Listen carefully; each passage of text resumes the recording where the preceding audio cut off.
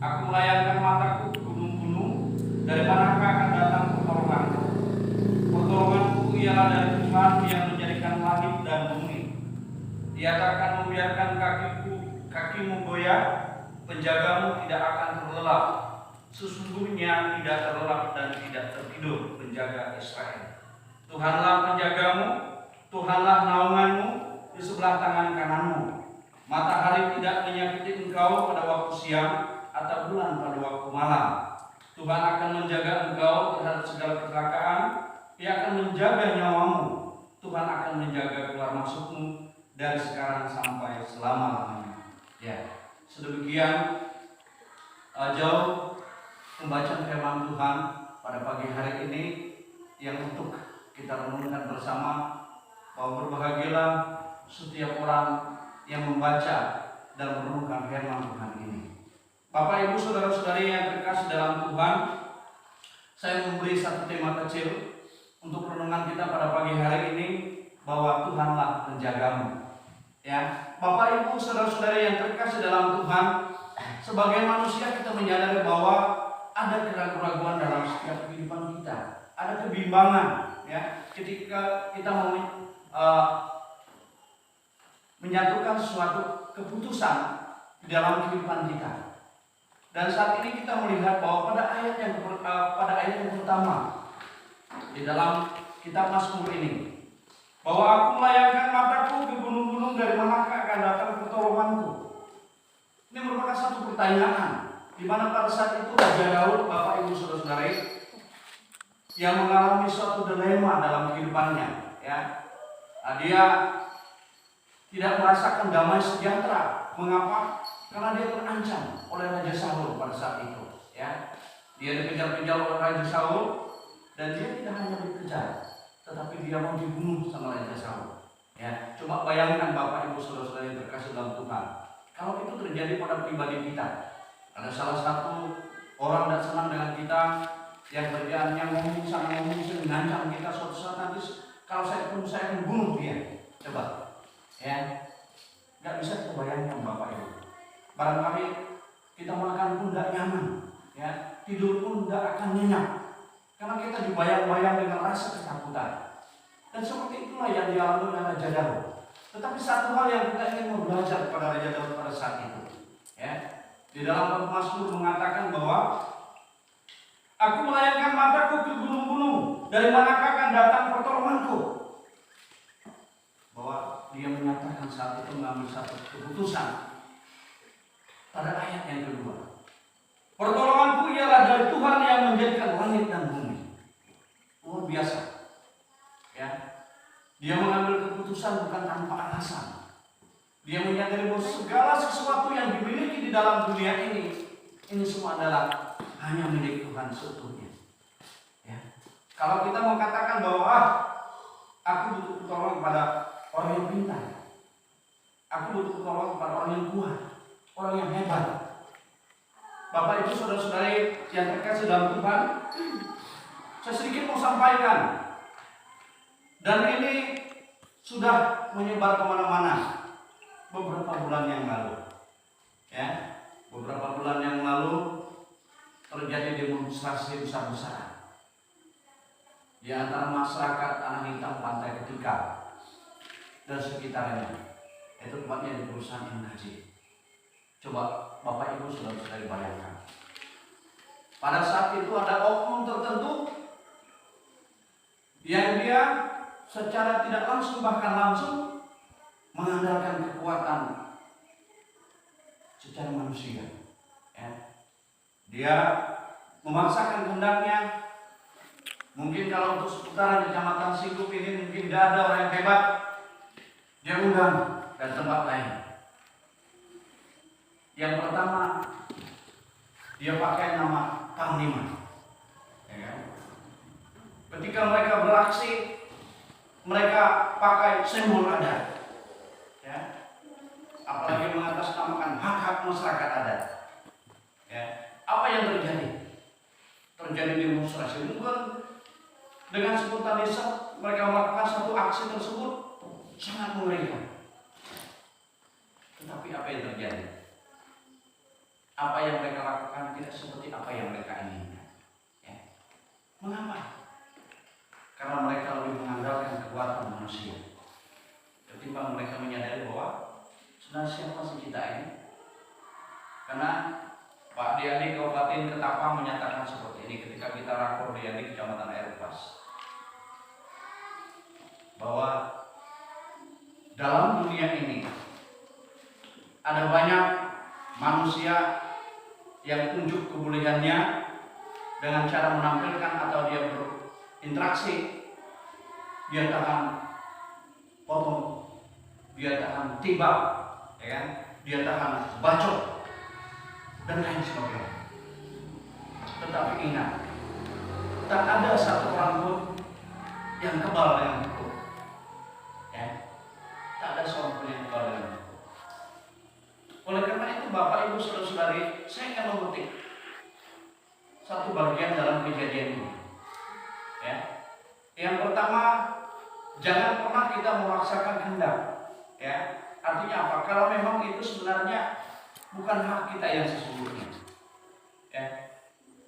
Dan satu hal lagi, tanpa kita sadari bahwa manusia kedagingan kita ini lebih kita tunjukkan bahwa saya ini hebat, saya ini banyak hal, ya, yang saya miliki. Sehingga dengan itulah bisa meloloskan semua keinginan saya. Ya. Hari ini Bapak Ibu Saudara-saudari, dan beberapa hari yang lalu ketika saya ditelepon oleh Pak Pendeta Adi Saputro bahwa Pak Surdin, gimana Pak, saya pelayanan Ketan Hitam, kita tukar mimbar, Bapak harus ke Pasir Putih. Ya. Ya, saya selalu katakan siap. Ya, saya selalu siap.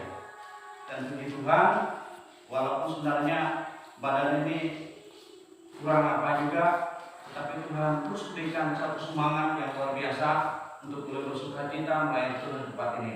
Dan kemarin saya juga dapat kunjungan dari Opung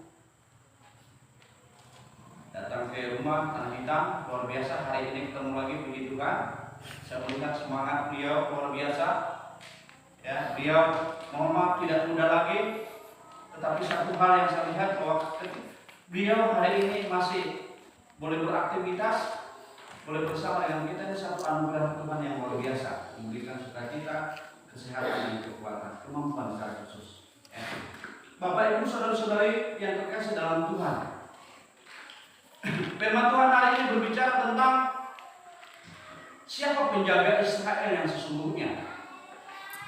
Bahwa Bapak Ibu bisa melihat di setiap perusahaan, tentu ketika masuk di dalam perkantoran perusahaan ada pos security namanya, ya, pos penjagaan. Saya beberapa kali datang ke kantor PT INKL, sebelum saya masuk portal sudah ada, Pak security-nya sudah ada di produk sebelah. Saya langsung masuk, izin perkenalkan nama saya ini, saya ingin ketemu sama Bapak ini. Siap Pak, ya kan? Ini berbicara tentang apa? Keamanan. Ini berbicara tentang kenyamanan. Ini berbicara tentang kedisiplinan.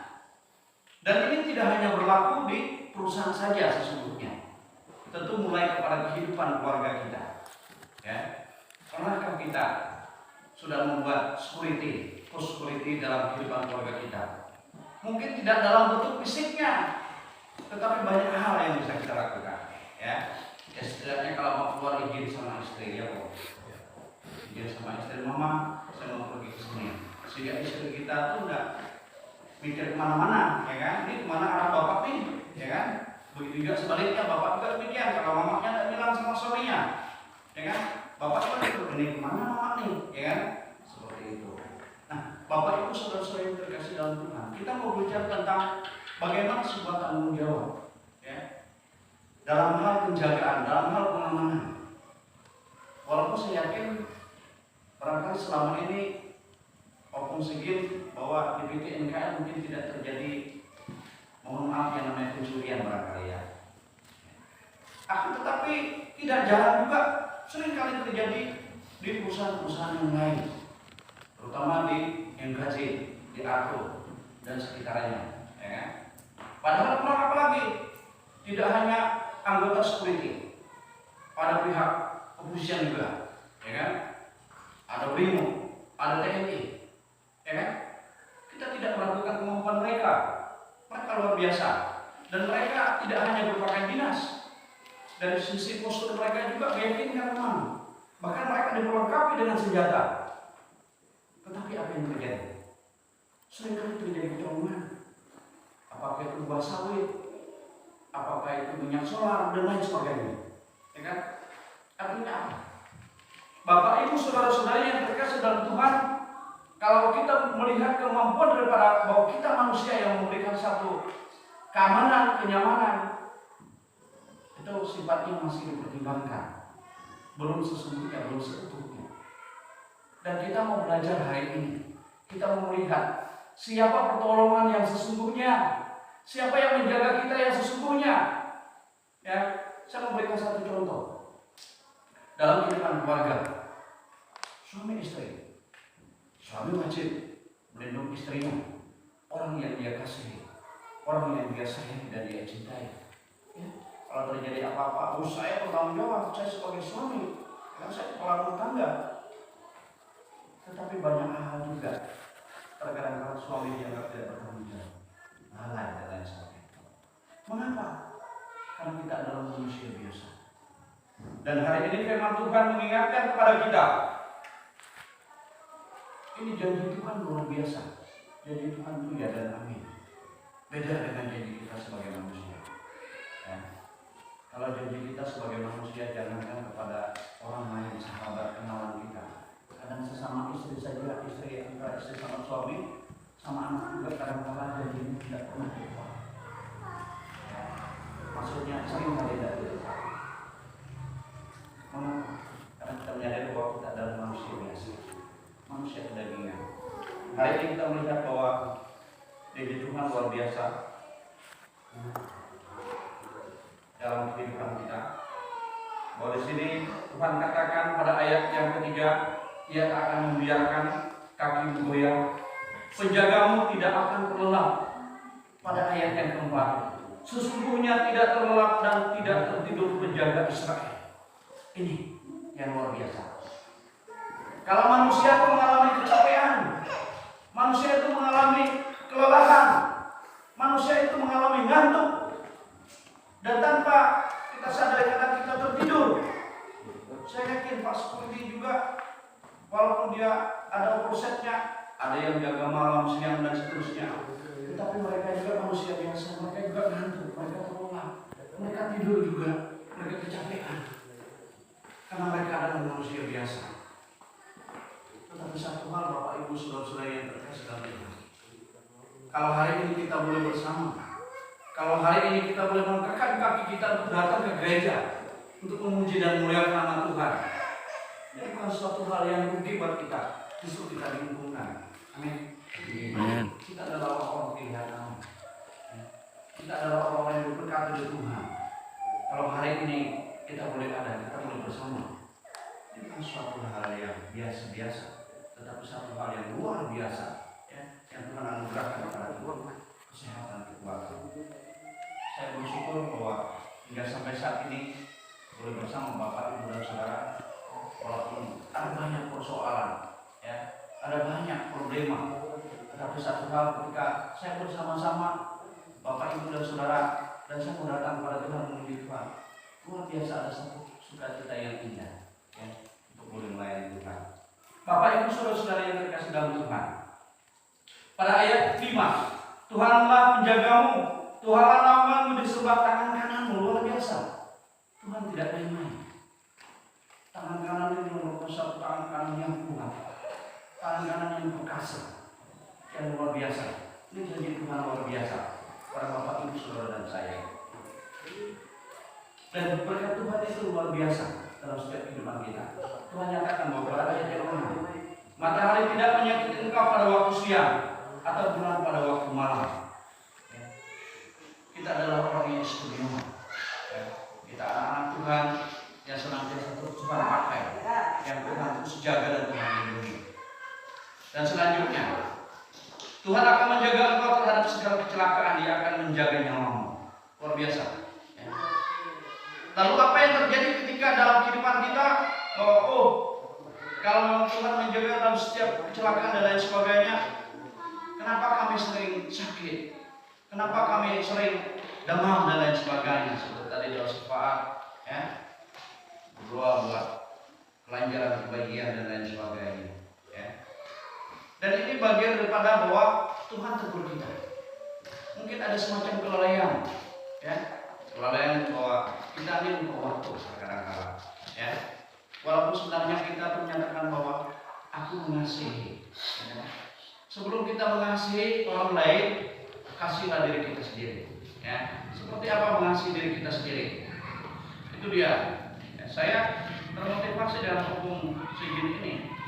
Walaupun usia beliau sudah ini, tapi luar biasa kita jadi perusahaan dan menunjukkan semangat yang luar biasa. Mengapa? Beliau tidak hanya disiplin dalam menjalankan tugas di perusahaan, tetapi saya yakin dan percaya beliau juga disiplin dalam mengatur waktu, disiplin juga bagaimana supaya kita bisa berubah seperti ini. Ya. Oleh karena itu Bapak Ibu saudara-saudari yang dikasihi dalam Tuhan, kalau kita diperhadapkan berbagai macam persoalan, masalah dalam hidup kita, bukan berarti Tuhan itu gak sayang dengan kita. Bukan berarti Tuhan itu lalai untuk menjaga kita. Itu tidak pernah lalai. Bahkan Tuhan katakan dia tidak pernah terlelap dan tidak pernah tertidur. Ya. Karena Tuhanlah penjaga Israel. Tuhanlah tempat naungan kita. Bapak Ibu saudara-saudari yang terkasih dalam Tuhan, hanya satu hal yang Tuhan minta dalam setiap kehidupan kita. Yang pertama, kita mau mengambil satu keputusan bahwa Tuhanlah penolong kita satu-satunya. Ya. Tidak ada yang lain. Ya. Tuhanlah yang memberikan kita hikmat dan pengetahuan. Mengapa? Tentu ada alasan tertentu bahwa kita menyatakan bahwa Tuhan adalah penolong kita. Ya. Maka hanya kepada yang dia kita menyerahkan seluruh keberadaan hidup kita. Mengapa? Karena alasannya segala sesuatu yang ada di dalam dunia ini semua adalah milik Tuhan. Ya. Tidak ada alasan buat kita kalau kita tidak datang mengucap syukur kepada Tuhan. Ya. Oleh karena itu Bapak Ibu saudara-saudari yang terkasih dalam Tuhan, segala sesuatu diawali dengan ucapan syukur. Ucapan syukur itu adalah bagian daripada kita di mana kita berdoa kepada Tuhan. Ini merupakan satu komunikasi kita kepada Tuhan. Ya. Supaya apa yang menjadi pergumulan persoalan kita, ya, Tuhan mengetahui apa yang menjadi persoalan dalam hidup kita. Yang Tuhan mau bahwa mari serahkan hidup kita kepada Tuhan. Jangan pernah menduakan Tuhan. Ya. Saya kemarin juga Pak Opung Sigin menyatakan bahwa, Pastor Din hebat. Tidak hanya diadili tapi juga ambil bagian dalam pelayanan. Dilema sebenarnya Pak. Dilema saya. Ya. Karena memang di satu sisi sebagai dewan adat saya harus ikut serta dalam setiap kegiatan adat. Akan tetapi saya harus bisa memilah-milah mana yang lebih prioritas. Tidak dalam arti mengesampingkan adat. Saya juga hadir, tetapi saya lebih memprioritaskan gimana pun bahwa sesuai dengan satu bagian ayat firman Tuhan yang disampaikan oleh hambanya, luar biasa itu memberikan satu semangat buat saya, motivasi buat saya. Dan hari ini kembali saya duduk bersama sekali lagi di satu kapal syukur yang luar biasa bersama Bapak Ibu saudara-saudari yang dikasihi dalam Tuhan. Bahwa kesimpulan daripada firman Tuhan, yang pertama, jangan pernah merasa ragu untuk Tuhan. Mulai saat ini ambil keputusan, aku mau terima Yesus dalam hidupku, bersama dengan keluarga, bersama dengan anak, mantu, cucu kita. Kita mau datang kepada Tuhan, kita mau serahkan hidup kita kepada Tuhan. Ya. Kita mau terima Tuhan dalam hidup kita. Muliakanlah Tuhan. Ya. Muliakanlah Tuhan, layanilah Tuhan. Jangan pernah ragu bahwa kita semua kalau mau sungguh-sungguh dalam Tuhan, maka kita akan diberkati oleh Tuhan. Jangan pernah orang berpikir bahwa berkat Tuhan itu dalam bentuk materi saja. Ya. Ya. Dalam bentuk materi, dalam bentuk semua fasilitas yang kita miliki. Tetapi satu hal yang kembali bahwa saya ingatkan, berkat Tuhan yang luar biasa itu ketika kita masih bernafas sehingga sampai saat ini, ketika kita masih diberikan kesehatan, ini suatu hal yang luar biasa, ini satu berkat Tuhan yang luar biasa. Ya, kalau bicara tentang berkat secara materi dan lain sebagainya, Tuhan akan melihat kemampuan kita.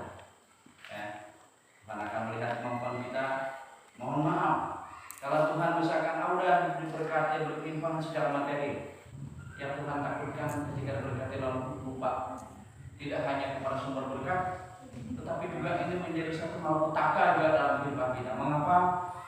Jangan sampai nanti terjadi kita menjadi angkuh, kita menjadi sombong kepada saudara-saudara kita. Pada sesungguhnya pada awal sebelum kita mengalami itu, kita adalah orang-orang yang terkenal bersukacita, orang-orang yang terkenal ramah. Tetapi dengan adanya kita mengalami suatu berkat secara kelihatan kasat mata, sehingga itu merubah bagaimana hubungan kita yang sesungguhnya. Mungkin ini salah satu Tuhan juga melihat daripada kemampuan kita masing-masing. Oleh karena itu Bapak Ibu Saudara yang terkasih dalam Tuhan, yang kedua, Tuhan tidak pernah ingkar janji. Janji Tuhan iya dan amin. Berbeda dengan janji manusia yang sifatnya hanya semu. Ya. Jangan lain, apalagi di kalangan anak muda. Kalau udah belajar pacaran macam-macam bagian gombalnya dan sebagainya. Ketika sudah berkeluarga, apalagi sudah punya pengumuman, dengan anaknya suka cerewet, nangis-nangis mulai timbul sumpah serapah. Ya kan?